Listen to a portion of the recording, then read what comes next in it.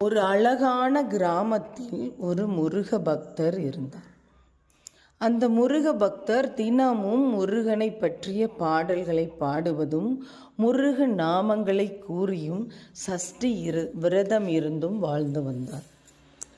அவருக்கு திருமணம் ஆனது. திருமணமாகி 5 வருடங்கள் ஆனன. 5 வருடங்கள் ஆகியும் குழந்தை பாக்கியம் அவருக்கு இல்லை. அப்பா முருகா, எனக்கு குழந்தை இல்லையே என்று உருகினார். முருகர் அவருக்கு ஒரு அழகான ஆண் குழந்தையை கொடுத்தார். அந்த ஆண் குழந்தைக்கு கந்தவேலன் என்று பெயரிட்டார். கந்தவேலன் தன்னை போல ஒரு முருக பக்தராக இருக்க வேண்டும் என்று அவர் விரும்பினார். அதனால் தினமும் அவருக்கு முருகரை பற்றிய கதைகளை சொல்லி வந்தார். முருக அடியார்களின் வாழ்க்கை வரலாறையும் கூறி வந்தார். அடியார்களுக்கு எவ்வாறெல்லாம் முருகர் தரிசனம் கொடுத்தார், எவ்வாறெல்லாம் அருள் புரிந்தார் என்று அந்த கதைகளை தினமும் கூறி கூறி வளர்த்து வந்தார்.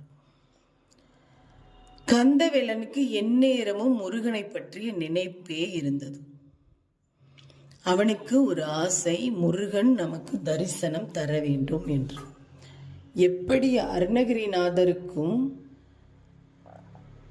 நக்கீரருக்கும் காட்சி கொடுத்தாரோ அப்படி தனக்கும் காட்சி கொடுக்க வேண்டும் என்று ஆசைப்பட்டார். தனது படிக்கும் நேரத்தை தவிர மீதி நேரத்திலெல்லாம் முருகரை அடியார்களுக்கு, அதாவது முருக பக்தர்களுக்கு அன்னதானம் அளித்து வந்தார். காலங்கள் ஓடிக்கொண்டே இருந்தன. முருகனின் காட்சி கிடைக்கவில்லை. மிகவும் வருத்தத்துடன், முருகா, எனக்கு நீ இன்னும் காட்சி தரவில்லையே என்று மனமுருகி கண்ணீர் மல்கி நின்றார். வைகாசி விசாகம் வந்தது. விசாகத்தன்று ஆலயத்திலே நின்று முருகா என்று உருகி வேண்டிக் கொண்டிருந்தார், பாடிக்கொண்டிருந்தார். அங்கு அன்னதான மண்டபத்தில் 5000 பக்தர்கள் அன்னதானத்திற்காக காத்திருந்தனர்.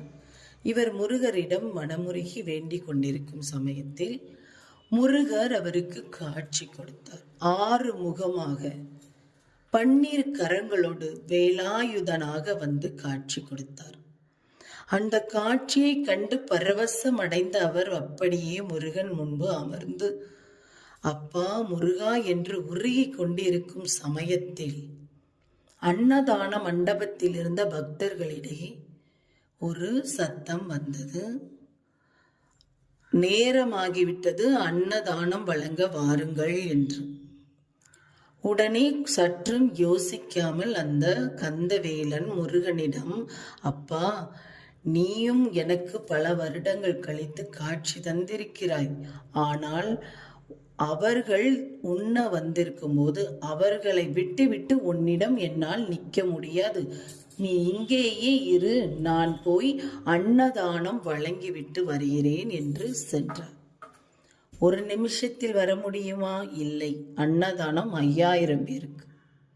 5000 பேருக்கு அன்னதானம் வழங்கிவிட்டு 4 மணி நேரம் கழித்து வருகிறார். வரும்போது மனதில் ஒரு சஞ்சலம். முருகர் அங்கே நிற்பாரா? நாம் ரொம்ப நேரம் காக்க வச்சிட்டோமே. முருகர் ரொம்ப அதாவது நமக்கு முன்னாடி கடவுள் வந்து நிற்கிறாரு, நாம் அவரை காக்க சொல்லிட்டு வந்துட்டோமே அப்படிங்கிற வருத்தத்தில் வேகமாக ஓடி வரார். வந்து பார்த்தா அவர் எந்த இடத்துல சொல்லிட்டு போனாரோ அந்த இடத்துல அப்படியே முருகன் நிற்கிறார். அப்பா முருகா, இத்தனை நேரம் இந்த பக்தனுக்காக நீ காத்திருந்தாயா என்று சரணாகதி அடைந்து காலில் அப்படி விழுந்தும் கண்ணீர் மல்க நின்று கொண்டிருக்கிறார் கந்தவேலன். கந்தவேலனை பார்த்து முருகர் கூறுகிறார், கந்தவேலா, நான் இத்தனை மணி நேரம் நின்றதெல்லாம் பெரிதல்ல.